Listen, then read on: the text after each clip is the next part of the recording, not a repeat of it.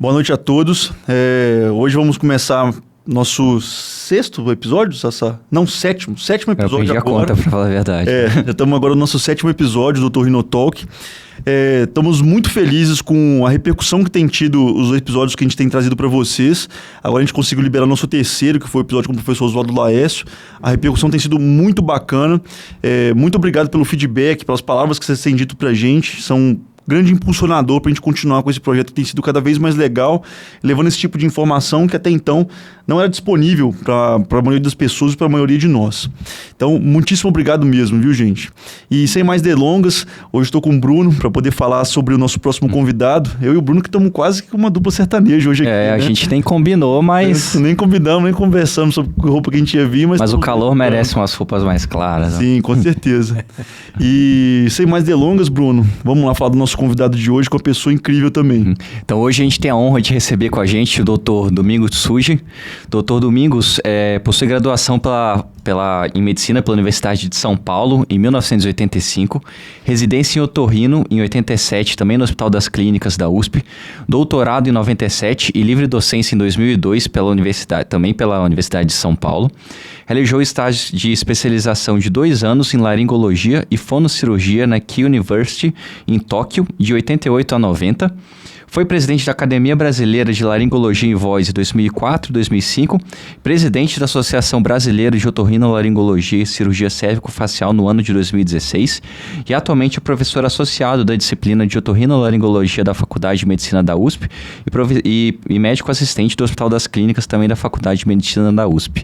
Então, professor, muito obrigado por ter aceitado o nosso convite e a gente está muito feliz e honrado de receber o senhor hoje aqui com a gente. Falando a verdade, para mim é uma honra estar aqui, né? Principalmente com os nomes que vocês falaram, que já vocês entrevistaram, né? E na verdade eu era fã, né? Eles eram ídolos para mim, né? Então eu estar aqui é uma honra. Muito obrigado. Eu que agradeço o convite aí por essa oportunidade, né? Assim, não que isso. Faltar a presença do professor Domingos, né? Assim, uma referência enorme dentro da laringologia brasileira e, assim, muito do que o Hospital das Clínicas tem de setor de bucofaringologia hoje, sem sombra de dúvidas, deve a toda a sua equipe, né? Mas sem sombra de dúvidas ao senhor também. A gente fica extremamente contente mesmo com a sua presença. Inclusive, nos stories, quando a gente comentou no nosso Instagram que a gente ia entrevistar o senhor, foi assim, uma chuva de pessoas falando, nossa, meu ídolo, quando que ele vai voltar a ter o curso dele o curso de laringe que vocês estavam fazendo até um tempo já que vocês não têm feito, né? No Voice Center, né? Isso, no Voice Center. No Hospital Paulista. Né? Isso. Mas eu tenho os cursos lá no Hospital das Clínicas, né? Isso. Aqueles a gente o do Voice Center teve umas 2 pessoas que perguntaram ainda, então assim, o senhor saiba que o senhor é muito querido, assim, pelas pessoas que seguem a gente. Exato. Agora o senhor tá virando o ídolo da geração. Dessa próxima geração. Obrigado. E, professor, a gente sempre tenta começar a nossa conversa tentando entender como que foi a sua origem, de onde que veio essa ideia de fazer medicina e logo depois como que foi a ideia de fazer otorrinolaringologia. Assim, onde que o senhor nasceu, como é que começou a sua história? Veja só, eu nasci no Paraná, né? Perto de Maringá, numa cidade chamada Marialva, que é bem grudada em Maringá, né? E eu sou filho de imigrantes, vocês vão cair de costas, mas eu sou o 10º filho. 10º? Dos meus pais, né? Nossa! Eu sou o caçula. Nossa! E como eu era caçula, meus pais já eram mais idosos quando eu era criança. Então, quando eu tomei noção das coisas, eu via que minha mãe e meu pai eram bem mais velhos do que os dos meus colegas na escola. Eu morria de medo que eles morressem logo. E aí que eu comecei, desde pequeno, 5, 6 anos, eu comecei a falar que eu ia ser médico para cuidar deles. Olha só. Foi assim que começou e isso foi crescendo comigo, ficou incutido na minha cabeça. E aí eu segui direto, pensando sempre em fazer medicina. Então eu fiz o ginásio, a escola primária, na época era ginásio e colégio, né? Sempre pensando em fazer medicina. Em nenhum momento eu pensei em fazer outra área, assim, né? Desde os 6 anos você já tinha essa ideia e bancou a ideia. Segui em frente. Legal. Nossa, muito nobre, né? A vontade de querer ser médico, né? Nunca tinha escutado uma história similar a essa. Alguém escolher por conta... Bem único por esses mesmo. motivos, Mas eu lembrei, assim, eu lembro bem dessa história, né? Porque eu realmente me senti, assim, meio triste porque meus pais já eram idosos e eu tinha essa ideia de que eu ia perdê-los logo, né, em comparação aos colegas. Isso foi uma coisa da minha história, né? Interessante, mas... Não, é bem interessante. Marcou, né? Muito bonito também, né? Assim, você vê que desde muito criança você já teve consciência do que é ser médico para poder cuidar dos seus pais, né? Muito, muito bonito mesmo, muito único. E desde lá, então, você cresceu ali no Paraná, você fez todo o seu colegial ali dentro do Paraná mesmo? Não, então eu vim com 6 anos para São Paulo. Mudei para cá e fui morar no Ipiranga, né? E sempre estudei em colégio público, né? Inclusive o colegial foi público. E aí depois eu fiz um cursinho, né? E acabei entrando na faculdade de medicina, né? Mas tinha que ser faculdade de medicina, porque eu não tinha a menor condição de pagar uma universidade privada, né? Então eu não tinha como estudar em outro lugar a não ser a Universidade de São Paulo ou a Escola Paulista. E aí deu certo, que bom. Graças a Deus. Nossa, ótimo. E aí o senhor entrou na Faculdade de Medicina da USP em qual ano? Foi 1980. 1980. 80, 81, 2, até formei em 85. Como 85 para 86, né? E durante assim o seu período da graduação, o que te levou à escolha do otorrino? Como é que foi essa... Isso eu não gosto de falar muito, mas eu vou falar aqui já que é para ser um livro aberto, né? Eu não gostei muito do curso de medicina, sabe? Eu me frustrei um pouquinho. Eu achei... para mim, eu não sei, eu tive dificuldade de me enturmar lá na faculdade. Eu me desencantei um pouco com a medicina, não sabia exato, faltava maturidade para mim, né, na época. E aí, quando chegou no 5º, 6º ano, eu comecei a pensar que eu gostava de cirurgia, né? Gostava de atividades manuais. E daí eu pensei em fazer alguma área cirúrgica. Mas naquele momento me pareceu que a otorrino seria interessante porque são cirurgias curtas, né? E de pouco risco, né? Assim, pelo menos naquela época a gente não entrava no cérebro, não entrava pela base de crânio, né? Então eu achava que era uma área mais segura para operar e foi por isso que eu acabei optando por otorrino. Eram cirurgias curtas, né? E era uma área relativamente tranquila, assim, né? Legal. Eu pensava muito parecido com o senhor durante a faculdade também. Eu acabei desviando completamente daquele objetivo que era cuidar dos meus pais. Eu queria ter feito geriatria, geral, né? Ou cardiologia, sei lá. E acabei indo para otorrinolaringologia. Né? Engraçado você ter falado isso em relação ao perfil das cirurgias, né? Me lembra muito na entrevista com o professor Paulo Pontes, em que ele disse que ele no começo ia fazer cirurgia torácica, né? Cirurgia cardíaca. E ele viu vários otorrinos saindo do centro cirúrgico felizes, porque as coisas davam certo. E toda vez que ele saía do centro cirúrgico, da cirurgia cardíaca, era sempre aquela catástrofe, porque tava todo mundo... Depois de 10 horas de cirurgia, o paciente mal. O paciente mal, na época daquela que quase tudo na cardíaca dava errado, né? Assim, então, você vê que as coisas têm esse lado comum, né? Era melhor virar arrancador de amígdala mesmo. E aí você escolheu pelo otorrino e...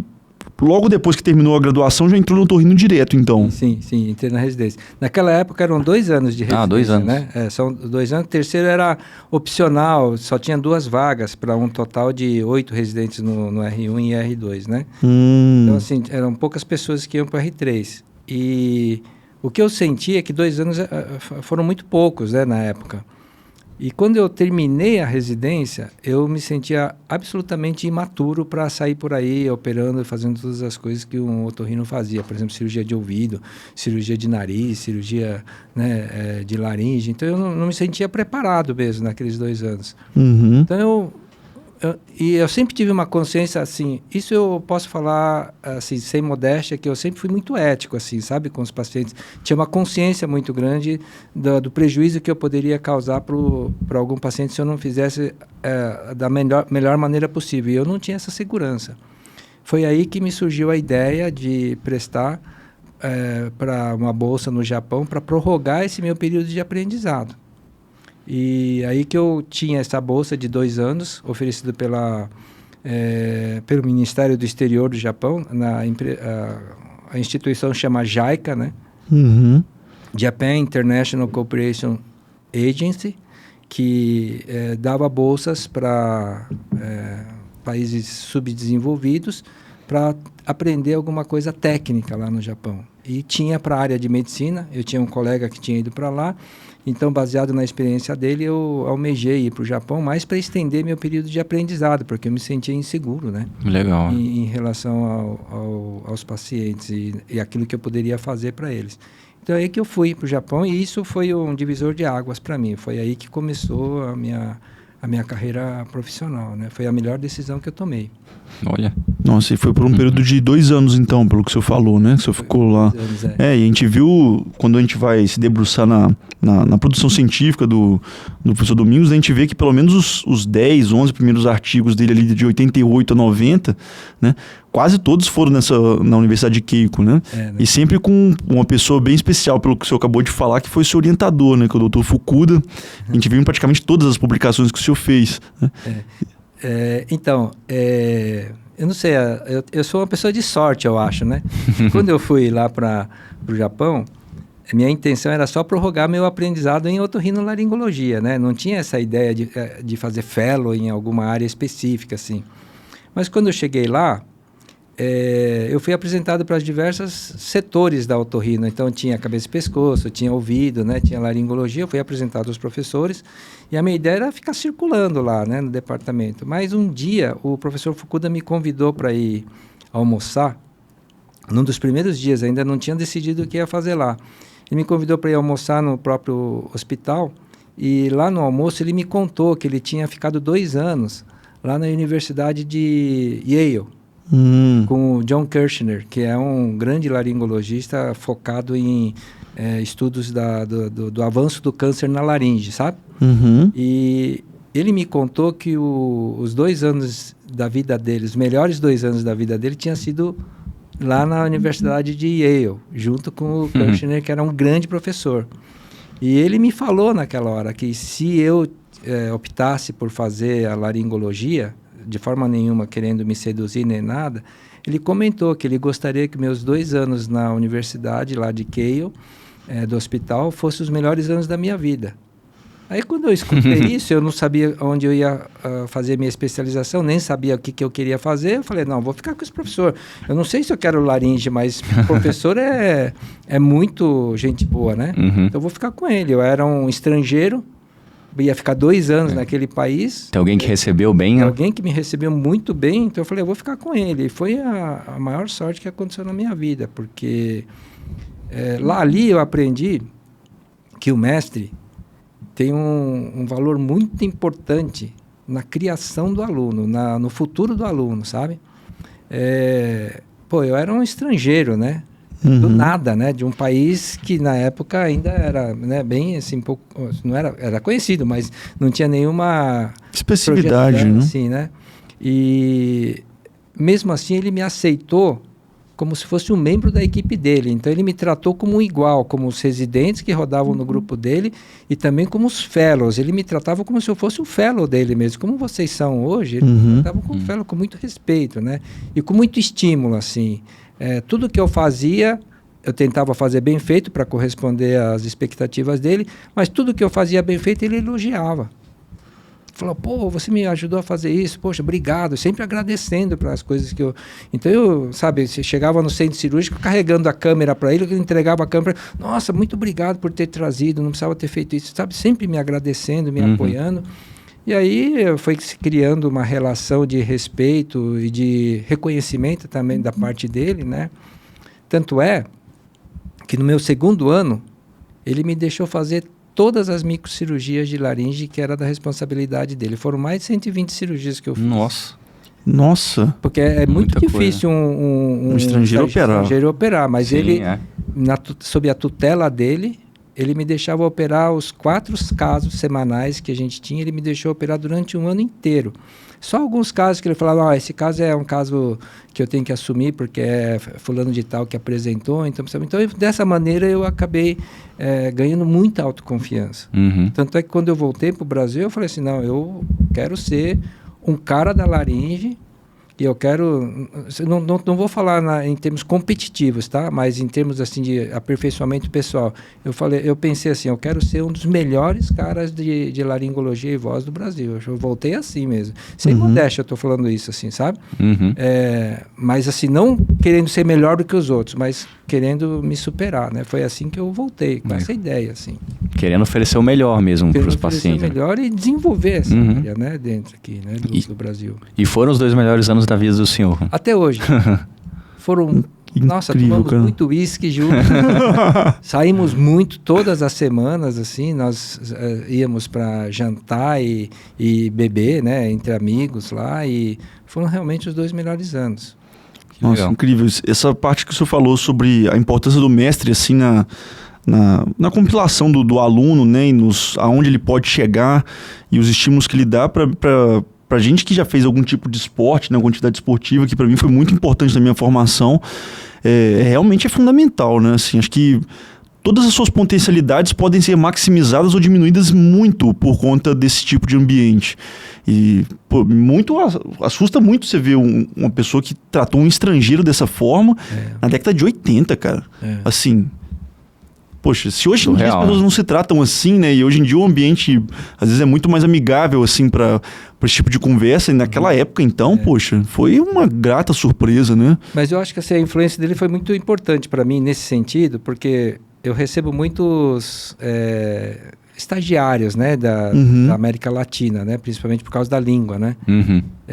E aí eu lembro do professor Fukuda e tento tratar o melhor possível. Inclusive, se lá no HC eu não consigo mostrar todas as cirurgias que eu faço, eu levo para o consultório.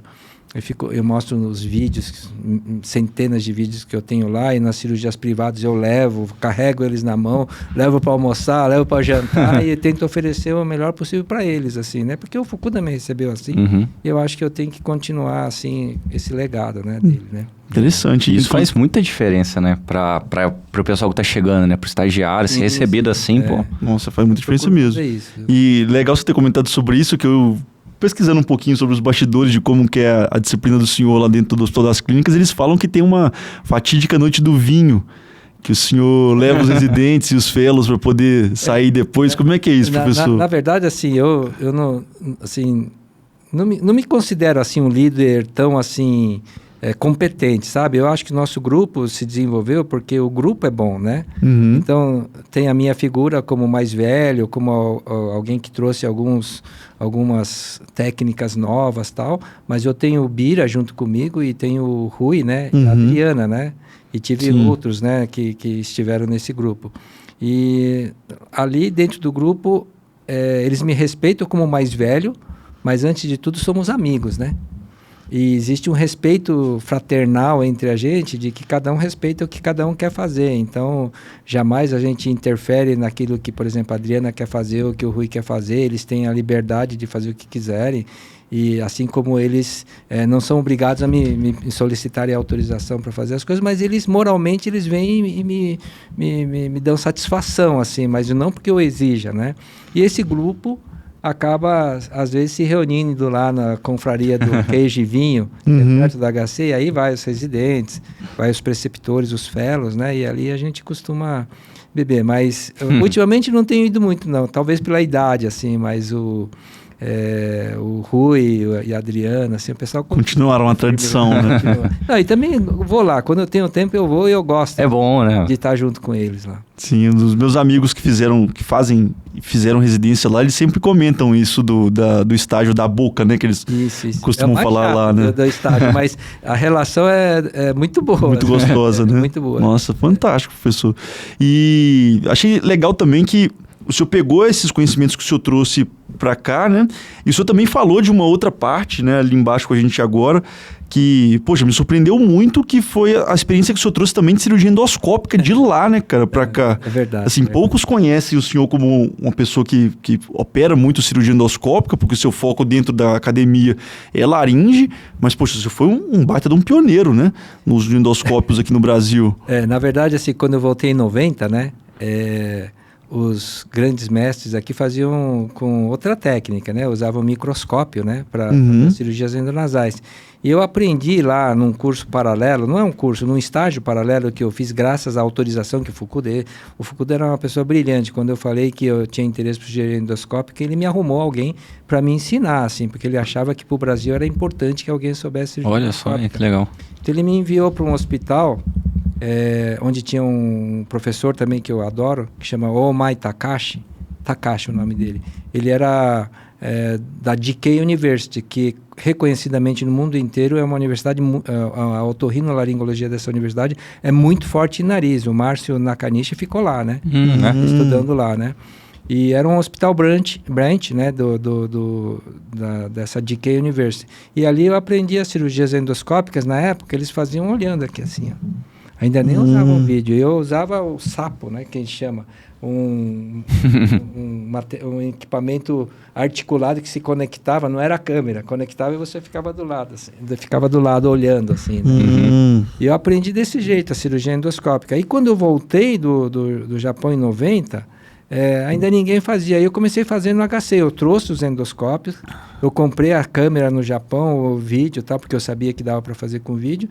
E eu carregava uma maleta com todos os equipamentos, eu levava no HC e operava com o meu instrumento. Nossa, olha só. Então eu fui o primeiro, assim, na época foi eu que comecei a fazer a cirurgia endoscópica. Mas eu sempre quis fazer laringologia, até por respeito ao Fukuda, né? E também porque eu comecei a perceber que a laringe era... Não quero criar, assim... As intrigas. As intrigas, assim, mas eu achava que a laringe era muito mais misteriosa, assim, do que a anatomia da cirurgia endoscópica, sabe? Então, eu tinha muitas dúvidas em relação a muitos aspectos da laringologia, e aí eu fiquei de 90 até 2000 falando mais de nariz do que de laringe, mas em 2000 eu resolvi que eu ia falar só de laringe, não ia mais, ia virar um rinologista. Sim. Não era a intenção, né? E não era a intenção, eu queria ser reconhecido como laringologista. Então chegou um momento que eu comecei a abrir mão dos convites para rinologia e comecei a aceitar só de laringe. Então, para falar a verdade, eu virei palestrante só na área de laringologia a partir mais ou menos de 2000. Então falava de nariz e laringe, falava menos de laringe. Olha só, cara, e pra você ver, né? Se a gente não consegue conversar com o senhor dessa forma, a gente não entenderia esse tipo de história, né? Sim, com certeza. Às vezes as pessoas veem grandes nomes como o do senhor, do próprio professor Aldo, quando esteve aqui com a gente, e pensa, poxa, parece que esse cara já teve uma inclinação nata, né? Um dom extraordinário para laringe ou para nariz. O próprio Aldo mesmo, né? O mestrado dele foi em derivação hipoglossofacial. Para paralisia de Bell, né? E olha o que depois ele foi virar, né? E o senhor com uma baita experiência com os endoscópios, um negócio que foi revolucionário, mas que depois se voltou para laringe completamente. Então, para quem estiver escutando a gente e for jovem, como eu e o Bruno somos ainda, né? E acho que apesar de não parecer. Apesar de não parecer, né? Que a gente tá um pouquinho acabado. Parece crianças. Mas o que eu achei que tá sendo muito bom pra gente de gravar os podcasts com essas pessoas é de entender e ter mais calma. Porque, cara, não é tão retilíneo assim. A vida não é linear, entendeu? Não é escolher um caminho aqui agora e ele vai ser até o final. Né? Você tem que estar mais preparado e mais aberto a essas nuances, né? Essas coisas que vão aparecendo. Né? É legal ver que na vida de todos vocês, que são pessoas brilhantes, isso aconteceu. E teve momentos que vocês tiveram que tomar grandes decisões, né? Sim. Que foi num almoço, né? Que as coisas começaram a mudar de caminho. Exatamente, foi no almoço, né? E eu, assim, dei muita aula de cirurgia endonasal no HC, assim, os cursos do HC no começo, de cirurgia endoscópica, era eu e Richard que dávamos e operávamos, né? Na frente do... Depois eu fui deixando, né? Porque a gente tem que concentrar na nossa área. Mas eu acho, assim, até vou antecipar uma coisa que eu queria falar mais para o fim, eu acho que a especialização, que nem vocês estão fazendo, é muito importante, viu? Eu acho que vocês estão no caminho certo, assim, sabe? Mas depois eu comento mais pro fim sobre isso, porque eu acho que tem algumas observações que eu posso fazer e ajudá-los, assim. Claro. São dicas valiosíssimas. Com certeza. E para nós está sendo... Gravar podcast, antes de qualquer outra coisa, é uma aula para nós dois. A gente aprender em loco. A gente aprende muito aqui. Não, muito, cara. Assim, as 7 entrevistas, 7 dias muito prazerosos que a gente, poxa, hoje eu tive o período inteiro, mas quando eu venho pra cá eu descanso, né, pra poder escutar esse tipo de vivência, de experiência. E voltando pro tema mais de laringologia, da parte que o senhor desenvolveu,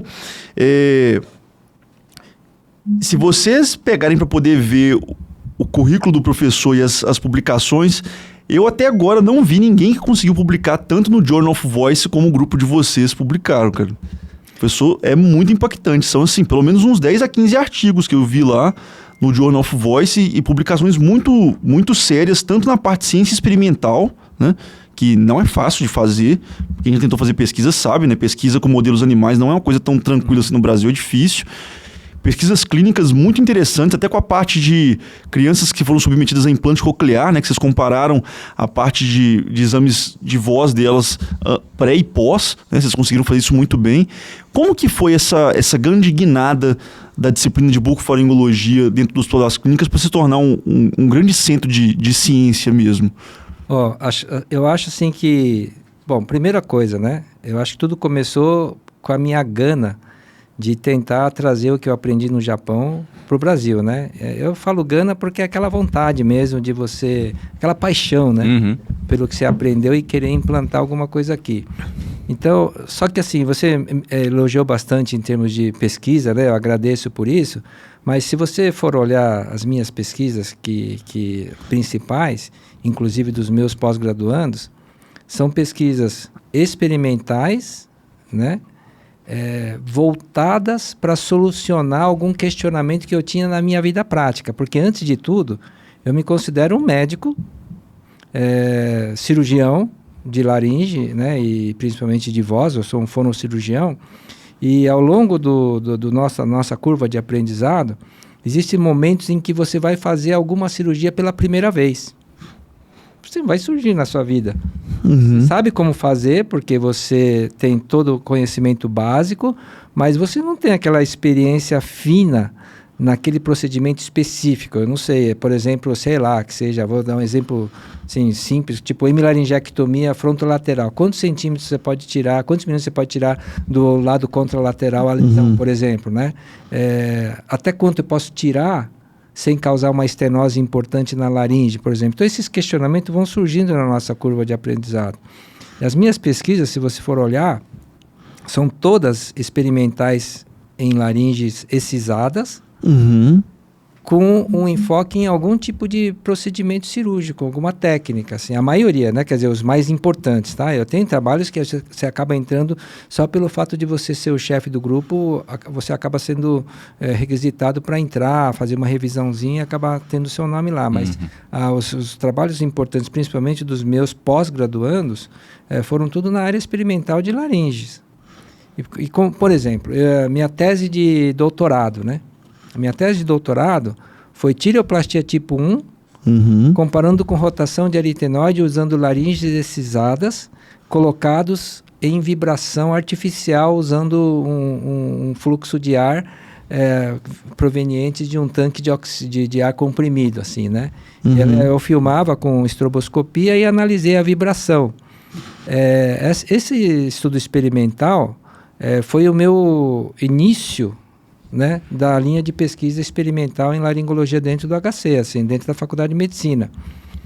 Mas, ao mesmo tempo que eu queria elucidar a diferença que existia em vibração de pregas vocais com rotação e tireoplastia, eu queria adquirir mão para fazer as tireoplastias. Eu não queria sair por aí operando tireoplastia, experimentando pela primeira vez, né, na laringe de um indivíduo, que claro que eu vou fazer tudo certinho, mas pode ser que aquela fração de milímetro que foi para cima foi por falta de experiência. Então, eu queria adquirir essa experiência. Por isso que eu fiz estudos experimentais.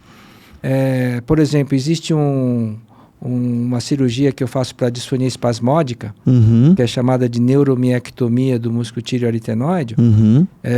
Começou com o meu professor Fukuda. Ele fazia miectomia para controlar a contração dos músculos. Eu reproduzi a técnica dele no Brasil, porque eu aprendi com ele, mas nas minhas mãos não funcionaram. Então eu fui procurar uma solução para isso, que seria uma cirurgia feita por fora, que era feita nos Estados Unidos, onde eles cortavam o nervo, que era o ramo do músculo tireoaritenoide, do nervo recorrente, cortavam por fora.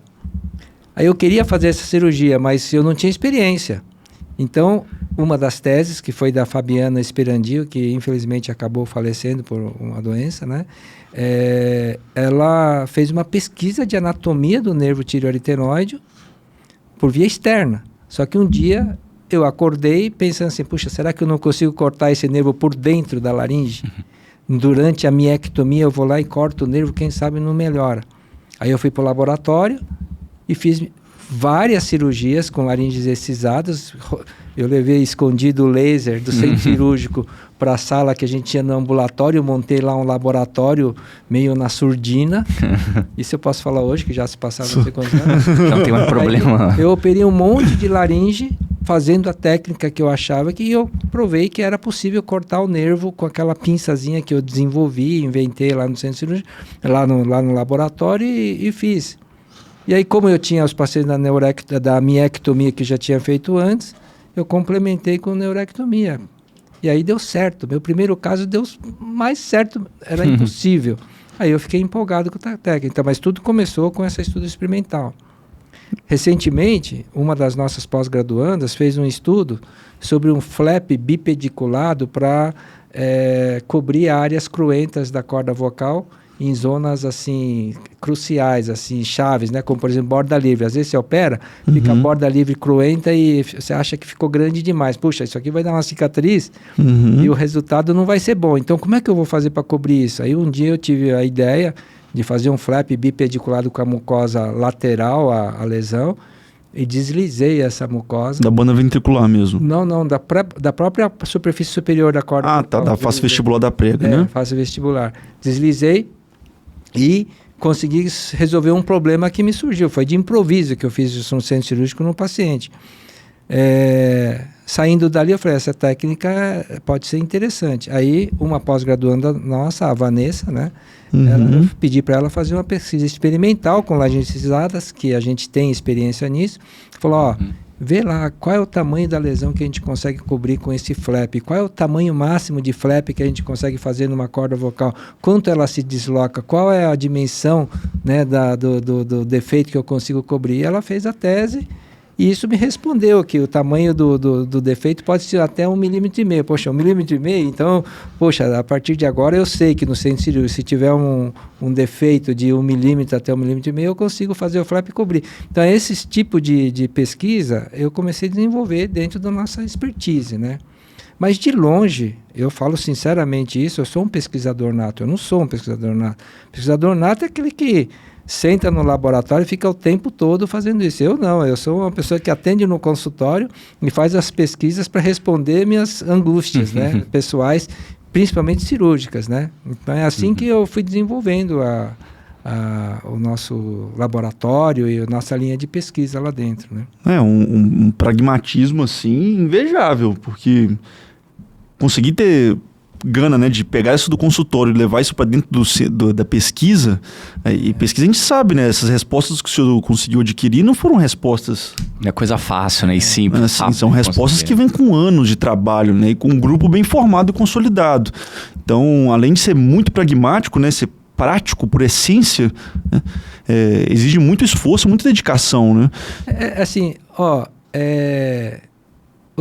todo mundo tem boas ideias, sabe? Mas eu sou uma pessoa que fica inquieta se eu não finalizo aquela ideia, então, se eu não executo aquela ideia, sabe? Então, por exemplo, um dia eu acordei de madrugada, eu tinha sido convidado para dar uma aula sobre sutura em corda vocal. Mas eu falei, mas sutura em flap de corda vocal eu quase não faço, uso cola, né? Porque eu acho que se eu suturar, botar o fio para fora do laringoscópio, der um nó e levar, vai arrebentar a mucosa lá embaixo. Já sei o que você vai falar agora. Aí eu falei assim, deixa eu ver o que eu posso fazer. Fiquei pensando uma madrugada assim, me surgiu a ideia de fazer um fio. De nylon, né? E que amarra um pedacinho de nylon para servir de âncora, para o fio não escapar depois que passa na mucosa. E aí eu dou o nó, porque o cotozinho que fica junto à mucosa é curtinho, né? Então eu consigo dar o nó e passar com a própria pinça, assim, né? Eu falei, mas essa ideia acho que é boa, mas será que dá para fazer de fato? Aí eu chamei a Mila lá que estava em São Paulo ainda, falei, Mila, vamos testar isso aqui, ó. No dia seguinte eu fui lá, peguei umas laringes excisadas lá, fui para o laboratório, a gente tinha o laringoscópio de suspensão preparado para simular a microcirurgia. Nós fomos lá e ficamos testando. Eu e ela, falou, tem que fazer assim, tá? A gente viu que a gente conseguia fazer o procedimento. O primeiro procedimento foi 7 minutos. Depois, no último, estava em uns 3 minutos. Eu falei, é execuível.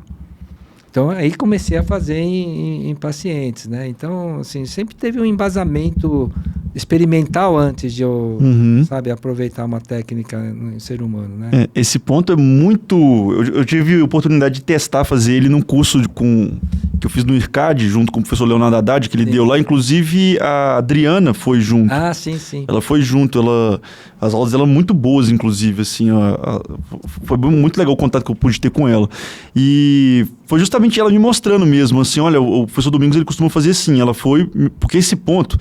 Quem estiver vendo aí, tentar algum dia dar esse ponto, você vai apanhar muito no começo, cara. Você vai apanhar demais.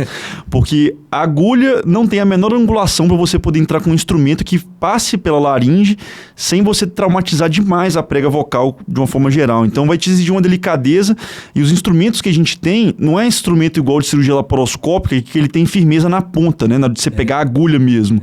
Então exige uma destreza fodida. E na hora que você passa o ponto, muito fácil ele correr demais e você acabar perdendo ele. E esse pontinho de reparo que ela mostrou lá pra gente na hora é um negócio simples de fazer. Falando, às vezes, não dá pra entender tão bem. Talvez no dia que a gente fizer a publicação, a gente até mostre algum vídeo que o senhor puder disponibilizar pra gente, porque vendo é muito fácil de entender. Falando, às vezes, não é tanto. Mas, assim, ajuda muito esse ponto. É extremamente prático, assim. Muito prático. Eu tive chance de poder treinar e eu falo, realmente ajuda, cara. Ajuda de verdade. Bom. Ajuda de verdade. Então, nossa, muito, muito legal ter visto a linha que o senhor usa para poder raciocinar a pesquisa, né? E você vê que cada pessoa tem uma linha um pouco diferente. Mas acho que o pragmatismo que o senhor trouxe para o seu grupo, né, acho que deve repercutir em todas as suas gerações, né? Imagino que o Rui, o Bira, todos esses outros, eles pensam pesquisa em laringe de uma forma muito parecida. Eu acho que esse pragmatismo ele não pode estar muito distante da gente que é cirurgião, né? Eu acho que, igual o senhor falou, né, aquele dom de ficar só dentro da bancada ali pesquisando, não sei se isso é tão aplicável pra gente, né? Porque Então, exatamente. pra gente poder criar as coisas, a gente tem que ter tido as dúvidas dos nossos pacientes, né? Diferente de um pesquisador só de bancada, que ele não vai ter essa dúvida geralmente, né? Ele não vai ter paciente para poder atender, para poder ter esse tipo de dúvida. Então, legal demais. E, professor, em relação a coisas assim, extra-medicina, o que o senhor se envolveu assim, fora da parte da medicina? Teve algum tipo de hobby, alguma coisa mais interessante assim que o senhor fez? Hobby? Eu não gosto de falar muito, mas eu vou falar. Oh, por favor. Eu faço karatê. Nossa! Quando eu era estudante de medicina, né? Sim. Eu treinava muito karatê lá na faculdade de medicina. A gente tinha karatê lá e também lá na USP, né? Lá na cidade universitária, lá no CPUSP. E eu fui até marrom. É mesmo? Nossa. Quando eu era estudante, né? Mas aí, quando eu entrei na residência e tal, eu acabei largando o karatê e fiquei uns quase 30 anos praticamente sem treinar, né? Daí eu comecei a ficar assim com... Sabe aquele negócio de eu não executar até o fim e me incomoda? Começou a vir de novo. Começou. Nossa. Pô, todo mundo me perguntava, você gosta de karatê? Gosta. Que faz que é marrom? Eu falava, pô, mas marrom. Eu não fui até preta, né? Eu fiquei com aquilo atrás. Eu falei assim, não, vou pegar preta. Se morreu, eu tenho que pegar preta, né? E aí eu voltei a treinar karatê na mesma atlética, né, lá da medicina, com 58 anos. Nossa.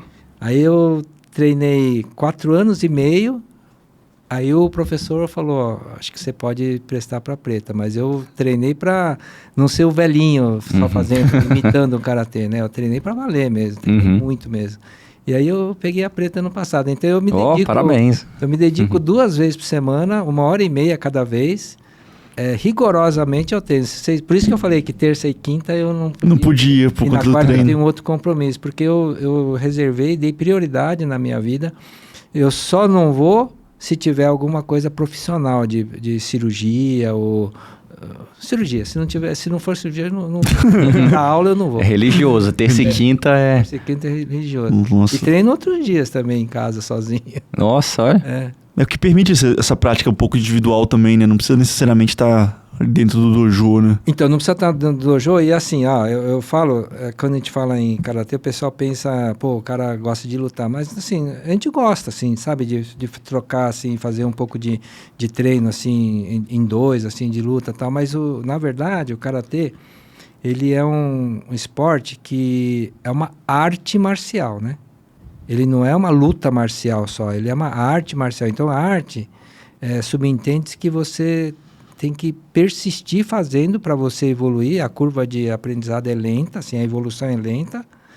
E o aperfeiçoamento a cada dia é uma coisa que você tem que perseguir até morrer. Você não tem a perfeição de um movimento, mas você persegue isso. Essa perseverança dentro do treinamento é o que eu acho que é a beleza desse esporte, assim, né? Então, independentemente da faixa, dependendo da idade, você tem que praticar aquela arte visando o melhor possível. E isso que me atrai hoje. Quando eu era uma jovem, né, estudante de medicina, eu queria lutar e ganhar a Intermed, ou sei lá, a MacMed que tinha na época, Interusp, essas coisas eu queria ganhar. Mas hoje não. Hoje a ideia é você aperfeiçoar o que você consegue fazer. E na medicina é assim.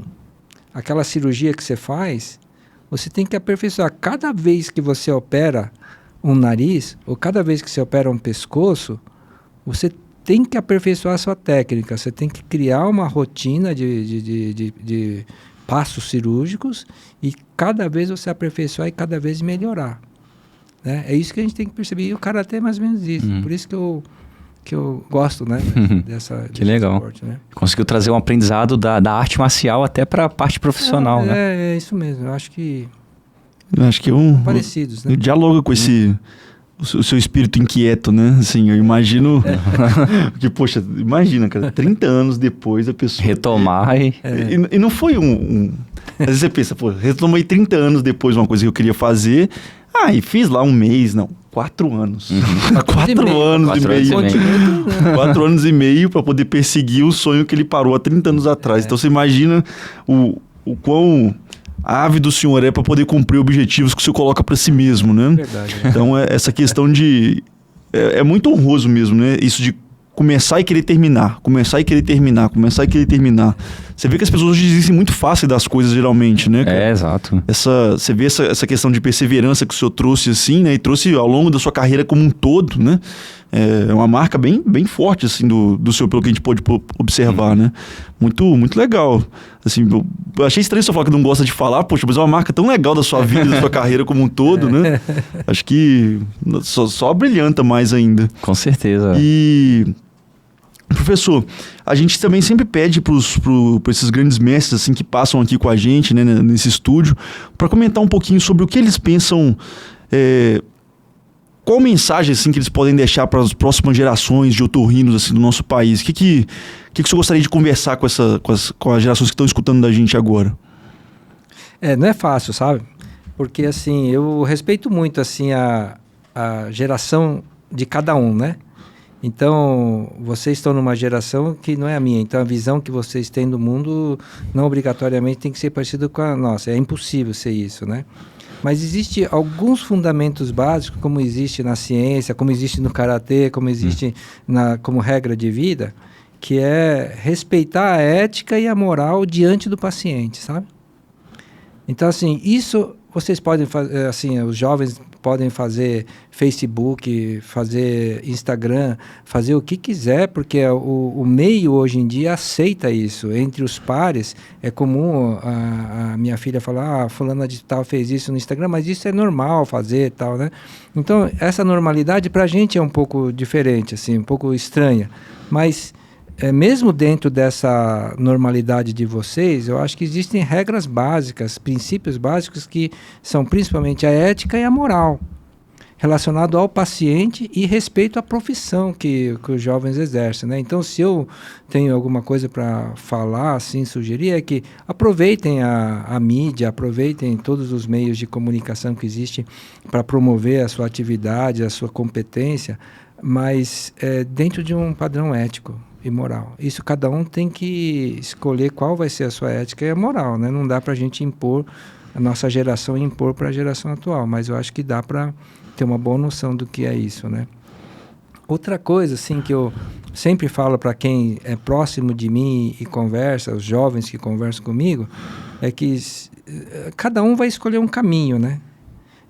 Não sei se você vai escolher a vida acadêmica, né? Se o futuro lhe reserva uma vida acadêmica dentro de uma faculdade ou não, ou se você vai querer ou não, você também é a mesma coisa, né? Mas, se vocês forem trilhar por um caminho acadêmico-científico, vocês têm que se especializar. É difícil você se destacar dentro da especialidade médica, da otorrino, sendo um otorrino generalista muito bom. Para o meio científico, você tem que ser especialista em alguma coisa. Essa é uma ideia que eu tenho, um conselho que eu recebi quando ainda era jovem, de um grande amigo meu. Tem que se especializar. Se você for bom em uma coisa, as pessoas sempre vão lembrar de você, né? Então, eu acho que é importante você se especializar. Isso para o meio acadêmico, para a sociedade de colegas otorrinolaringologistas e médicos, estou falando isso. No seu consultório, você tem que ser um grande otorrinolaringologista geral. Você tem que estudar, tem que ser bom para fazer amígdala, tem que ser bom para atender ouvido, tem que ser bom para fazer isso. Isso é uma coisa que eu hoje, falando sinceramente, tem coisas da otorrinolaringologia que eu deixei de lado, então eu deixo de atender pacientes nessa área, mas de uma forma geral, assim, eu acho que é muito importante vocês serem um bom otorrino no consultório e um grande especialista no meio acadêmico. Acho que essas duas coisas são importantes. No consultório você vai atender pacientes específicos da sua especialidade, provavelmente a maioria dos pacientes vão ser, mas você vai ter pacientes encaminhados de pacientes que vão ser pacientes de todas as áreas da otorrino. Então, quanto mais você for competente, melhor vai ser o seu rendimento, assim, de trabalho, né? Não estou falando financeiro, mas estou falando de você vai corresponder melhor às necessidades do seu consultório. Interessante eu falar isso, porque a princípio parecem ideias excludentes, né?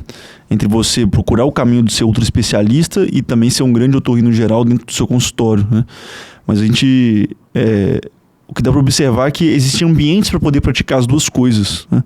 Um ambiente acadêmico, ele exige essa super especialização e que é normal, porque para você perseguir algo de notoriedade, né, para você expandir horizontes de conhecimento, né, igual o senhor teve naquele momento, falar de nariz e falar de laringe, para perseguir na academia, vou ter que escolher um lado. Mas duvido que o senhor exclui totalmente operar narizes, né? O senhor deve operar narizes até hoje, 30, né? 40% dos meus pacientes... Tá vendo? Então, assim, o senhor, mesmo naquele momento em que na academia teve que escolher esse caminho, mas na vida privada, utilizou todo aquele arcabouço que o senhor criou de conhecimento ali, advindo do Japão, naquele momento que o senhor veio, e continuou empregando ele na vida privada, né? Eu também acredito muito nisso. Eu acho que, para quem está escutando a gente, às vezes é muito ventilado para nós esse caminho da subespecialidade a qualquer custo, né? Você vê pessoas que já entram no otorrino querendo só operar rinoplastia em pouquíssimo tempo, ou dos que gostam muito de rinologia querem operar base de crânio. Assim, gente, calma. A vida não é desse jeito, né? Você não vai conseguir chegar desse jeito, pelo menos não tão rápido quanto as pessoas imaginam hoje, né? Ver o tanto que o senhor conseguiu esperar para colher os seus frutos, né? Inveja muito, porque a gente, mesmo eu sendo uma pessoa que me policia muito em relação a isso, eu sinto que eu sou muito mais imediatista do que gerações que vieram depois de mim, né? Acho que a gente tem que se policiar bastante nesse sentido, às vezes. Não adianta ficar percorrendo esse tipo de coisa, a vida não é desse jeito, né? Então, querer ser subespecialista, ótimo, mas você tem que ser uma pessoa o mais completa que você conseguir ser, né? Dentro do que te expõe. Eu concordo completamente do senhor nesse ponto. Acho que cada vez mais as pessoas tentam ser ultra especialistas e às vezes se frustram no meio desse caminho, né? Porque a realidade é muito diferente disso, né? Tem que saber fazer o feijão com arroz bem, né? Claro, e nós estamos falando assim do... Não, sim, feijão com arroz, sim. Tem que saber fazer bem feito. Né? E nós estamos falando do senhor, né? Que é uma super referência de laringe e acabou de falar aqui agora que 40% dos seus pacientes, pelo menos cirúrgicos de consultório, são de nariz, né?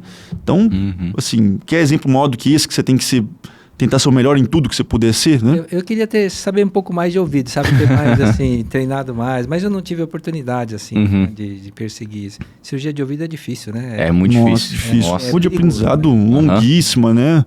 Quando complica feio, né? Assim, você pode infligir uma perda de qualidade de vida enorme para o paciente. Eu também confesso que não sei se eu vou conseguir ter mais mão de ouvido ao longo da minha carreira, né? Imagino eu que... É uma área que a gente se aventura pouco depois que sai da residência, né? Porque sabe que o buraco é bem baixo, né? Não dá pra brincar de fazer ouvido. Mas, professor, uma conversa, assim, extremamente prazerosa. A gente agradece muito a sua presença aqui. Os conselhos que o senhor deu aqui agora para quem tiver a chance de poder escutar o podcast depois, mas para nós já foi de extrema valia. A gente sai daqui com muito mais bagagem, muito mais enriquecidos depois dessa conversa. Sem dúvida. E só agradecer mesmo a sua presença aqui. Espero que tenha sido gostoso para o senhor também ter participado. Foi fantástico, assim, essa experiência, né? E eu espero que se alguma coisa, né, que eu falei aqui servir de pensamentos, assim, para as pessoas que ouviram, né, para reflexão, eu acho que vou ficar muito satisfeito, muito contente, assim. Espero que seja uma reflexão boa, mas assim, eu vou ficar muito contente se acontecer. E eu agradeço de novo, né, essa oportunidade de vir aqui, abrir o coração, né, como se diz, né? Abrir o coração e falar as coisas que eu pense, né, e deixar registrado isso, né. Foi uma honra, na verdade, para mim. Não, pra gente, que isso. Pra gente foi uma honra mesmo imensa ter o senhor aqui com a gente, poder conversar disso, ouvir essas histórias do senhor, que o senhor falou até que não gosta de falar muito, mas que tanto pra gente quanto para as pessoas que vão ver é totalmente enriquecedor e não tenho dúvida que vai trazer boas reflexões, né? Então, perfeito. Gente, mais uma vez, muito obrigado por terem escutado a gente esse tempo todo. Espero que vocês tenham gostado bastante desse episódio com o professor Domingos. E procurem ver também os nossos outros episódios com outros grandes nomes que a gente tem trazido aqui para poder falar com a gente e debater.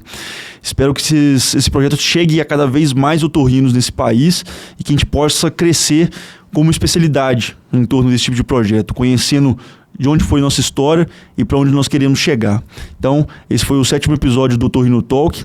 Fiquem com Deus e até a próxima. Muito obrigado. Obrigado.